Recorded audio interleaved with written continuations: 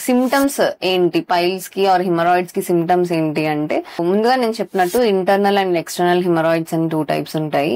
Internal haemorrhoids అయితే నొప్పి లేకుండా బ్లీడింగ్ ఉంటుంది. మోషన్ కి వెళ్ళిన తర్వాత చుక్కలు చుక్కలు రక్తం పడ్డము, తర్వాత ఇచ్చింగ్ టైప్ లో పెరియానల్ రీజియన్ లో ఇచ్చింగ్, సో అలాంటి కంప్లైంట్స్ ఉంటాయి.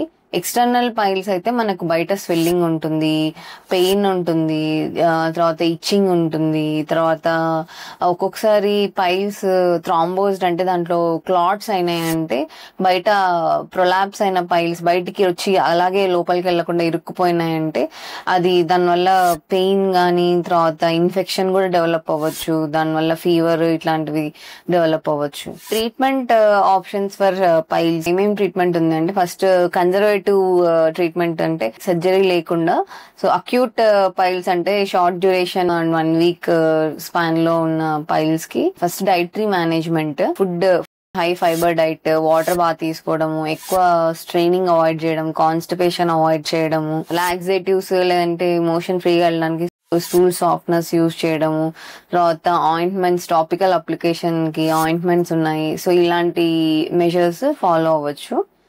సర్జికల్ ఆప్షన్స్ లో మళ్ళీ మినిమల్లీ ఇన్వేజివ్ ఆప్షన్స్ ఉన్నాయి, మళ్ళీ ప్రాపర్ సర్జికల్ ఆప్షన్స్ ఉన్నాయి. మినిమల్లీ ఇన్వేజివ్ టెక్నిక్స్ లో కొలనోస్కోపీ, బ్యాండ్ లైగేషన్, హిమరాయిడ్స్ ని మనము బ్యాండ్ లైగేషన్ చేయొచ్చు, లేదంటే స్క్లీరోథెరపీ, స్క్లీరోజెంట్ ఇంజెక్ట్ చేసి వాటిని కరిగించవచ్చు.